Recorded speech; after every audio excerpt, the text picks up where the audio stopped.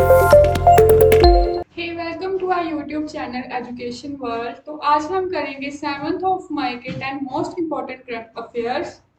तो आज का हमारा पहला क्वेश्चन है इंटरनेशनल फायर फाइटर्स डे। हम इंटरनेशनल फायर फाइटर्स डे कब मनाते हैं?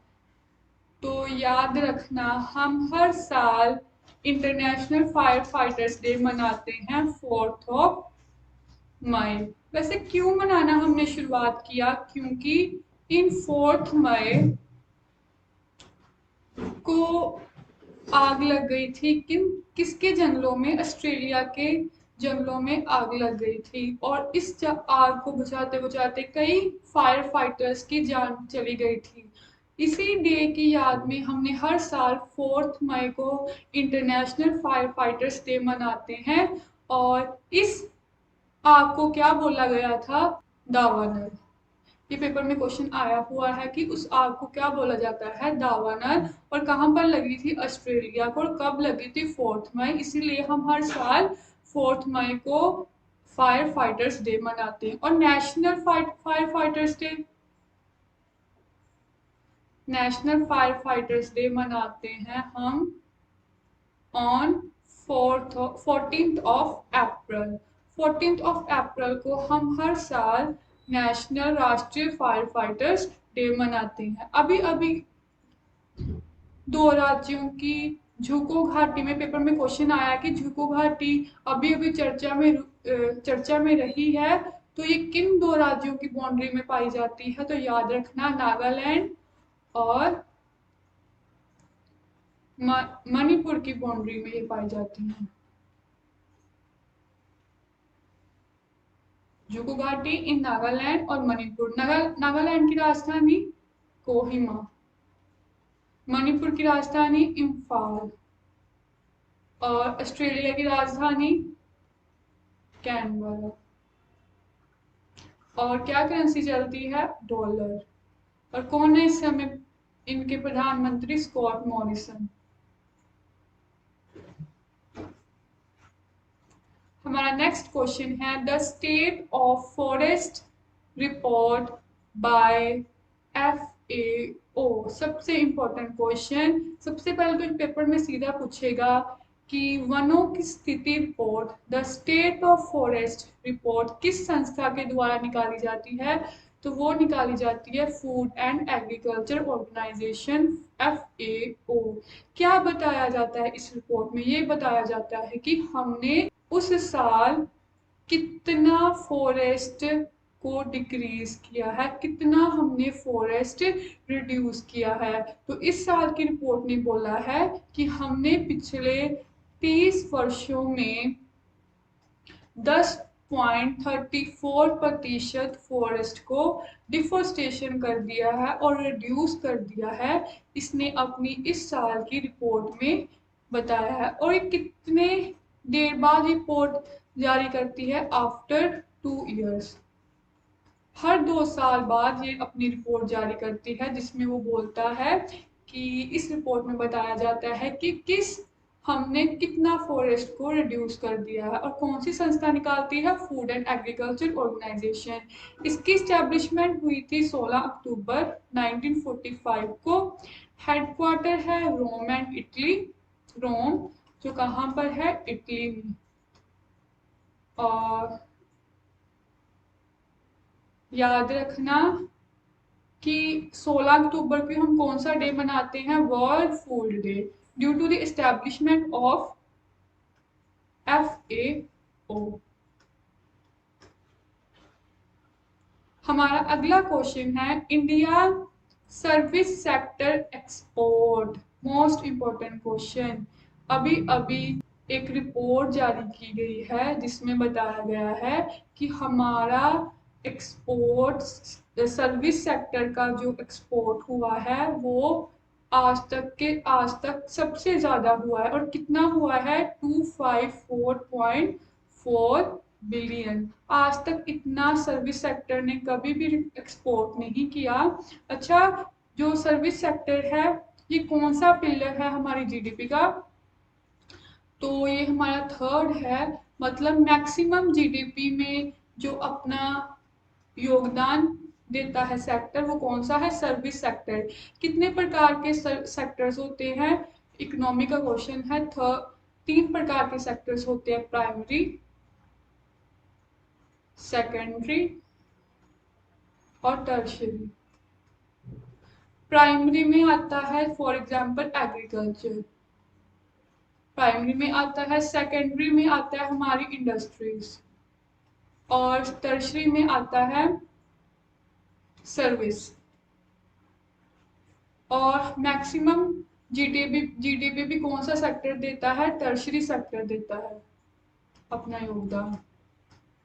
और हमारी इकोनॉमी में भी ज़्यादा टर्शियरी सेक्टर काम करता है हमारी इकोनॉमी को ज़्यादा करने के लिए। आज तक का सबसे ज़्यादा किसने ये एक्सपोर्ट किया है? सर्विस सेक्टर ने एक्सपोर्ट किया है, मात्र 254.4 बिलियन। अगला, India as honour country in कानवास। मोस्ट इम्पोर्टेंट क्वेश्चन कि सबसे पहले तो कानवास फिल्म फेस्टिवल कहाँ पर आयोजन हो रहा है? तो कानवन फिल्म फेस्टिवल आयोजन हो रहा है इन पेरिस। पेरिस जो किसकी राजधानी है? फ्रांस। सबसे कौन सा एडिशन है? 75th एडिशन है इसका। और फ्रांस कंट्री ने किस कंट्री को as a honour country invite किया है? तो वो किया है पेरिस, फ्रांस ने। अच्छा, अभी क्वेश्चन आएगा पेपर में। हमने इंडिया का पहला एक्सपोर्ट जोन कहाँ पर ओपन किया गया है? India first export zone. ये आपने मुझे कमेंट बॉक्स में बताना है कि हमने इंडिया का पहला एक्सपोर्ट जोन कहाँ पर ओपन किया है। और इम्पोर्टेंट क्वेश्चन कि इस साल की ज्यूरी में कानवस की किसे बुलाया गया है? दीपिका पादुकोण। और एज अ ओनर इंडिया, और एज अ ओनर इंडिया पहली कंट्री है जो एज अ ओनर जा रही है इन कानवस फिल्म फेस्टिवल में। क्या है इस एज अ ओनर का मतलब उस इंडिया का जो भी सभ्याचार है वो दिखाया जाएगा, इंडिया की संस्कृति दिखाई जाएगी, इंडिया का जो भी पुराना इतिहास रहा है वो बताया जाएगा इस कानवस फिल्म फेस्टिवल में। और फ्रांस में कौन सी करेंसी चलती है? फ्रैंक चलता है। और अभी अभी कौन री अपॉइंट हुए हैं? Emmanuel Macron.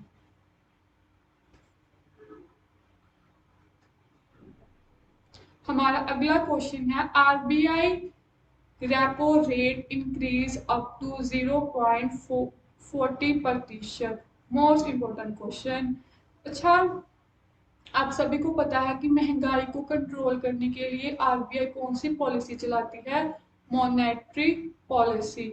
और इस पॉलिसी को चलाने के लिए एक मॉनेटरी काउंसिल बनाई गई है, जिसमें कितने मेंबर्स होते हैं?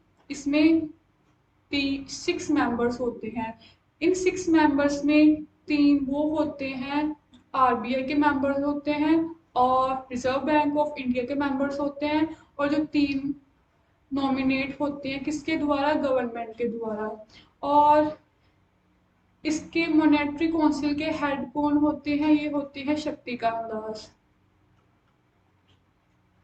और शक्तिकांत दास इसके हेड होते हैं। मॉनेटरी पॉलिसी किस में काम आती है? हम इससे इन्फ्लेशन को कंट्रोल करते हैं, महंगाई को कंट्रोल करते हैं।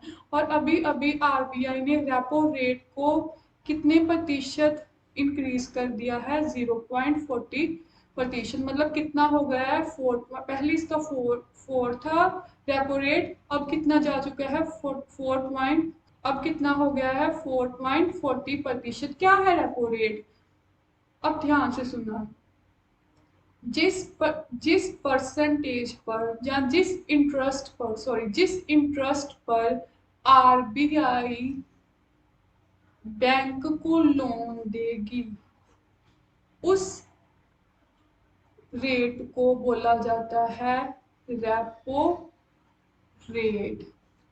जिस रेट पर आरबीआई बैंक को लोन देगी, उस रेट को बोला जाता है रेपो रेट। जैसे फॉर एग्जांपल कोई बैंक गया है आरबीआई में और उसने आरबीआई को बोला है कि मुझे चाहिए लोन, और बैंक उसको बोले कि चल ठीक है मैं तुझे लोन तो दूंगा लेकिन तुझे इंटरेस्ट भी देना देगा, और जिस इंटरेस्ट पर आरबीआई बैंक को लोन देगी उसको बोला जाता है रेपो रेट। और जितना आरबीआई ज़्यादा प्रतिशत रखेगी, जैसे हम जाते हैं बैंक में लोन लेने के लिए, अगर बैंक को आगे से ही इंटरेस्ट ज़्यादा देना पड़ रहा है तो बैंक आगे कस्टमर्स को भी जो लोन होगा वो ज़्यादा इंटरेस्ट पर देगा, जिससे लोगों के पास पैसे भी कम होंगे और मार्केट में जो इन्फ्लेशन है महंगाई है वो भी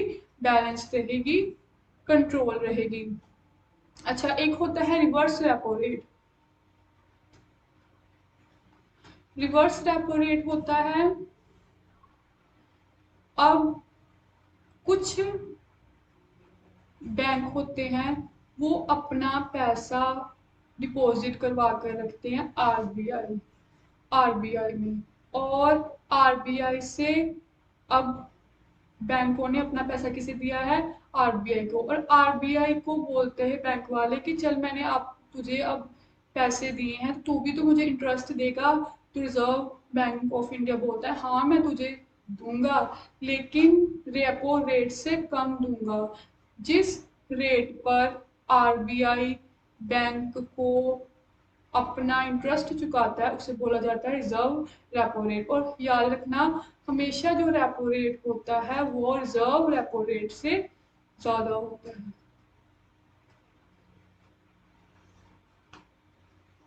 हमारा अगला क्वेश्चन है जीवहाला योजना bye Maharashtra.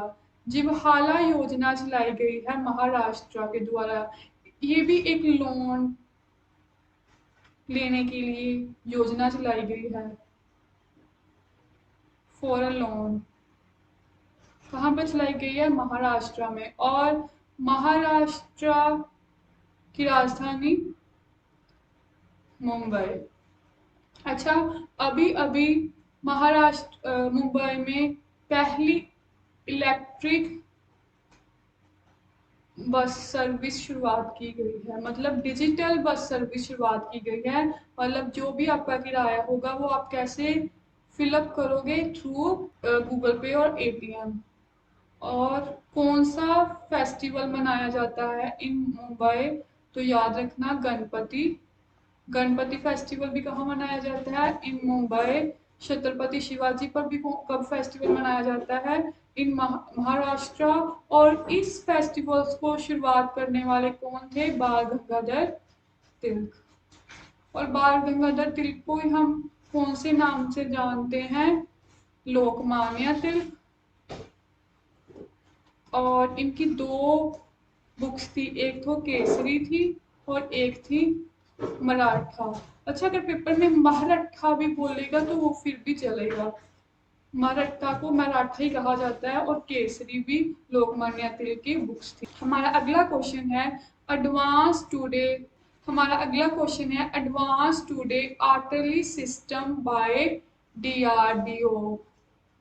Advance towed artillery gun system आएगा, gun system by DRDO. DRDO ने एक गन सिस्टम का सक्सेसफुली टेस्टेड किया है जिसका नाम है ATAGS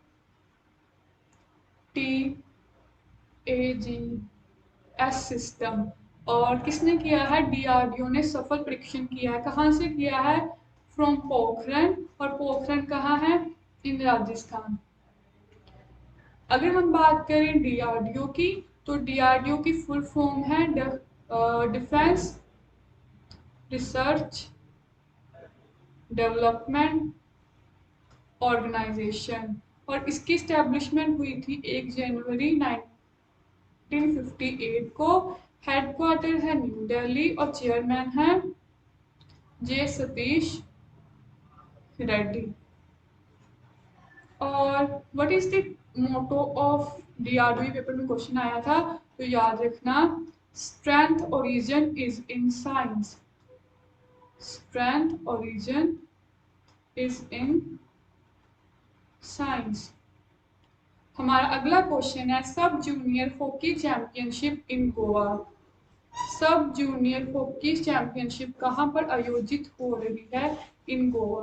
और गोवा की राजधानी पणजी। अच्छा, गोवा की कुछ फैक्ट्स याद रखना। अभी अभी सीएम कौन बने हैं? Pramod Sawant from BJP party. और हर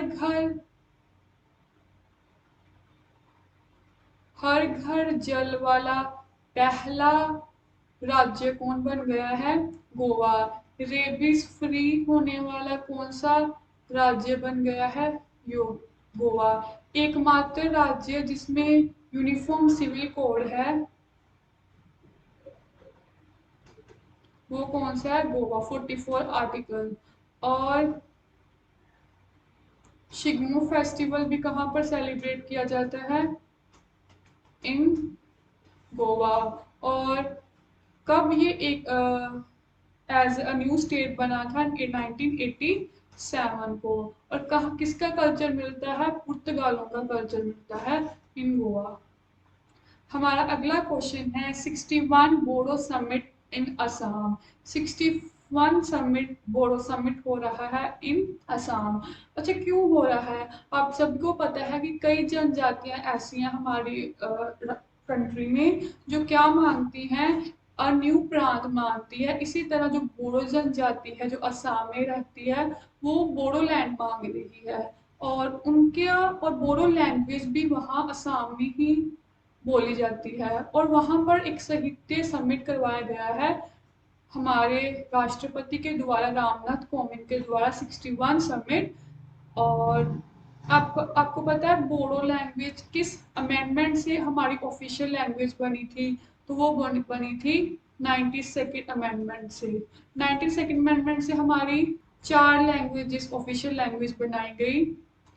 बोर्ड मास की तरह आप इसको याद रख सकते हो। बी से बोडो, डी से डोगरी, एम से मैथाली और एस से सेंथाली।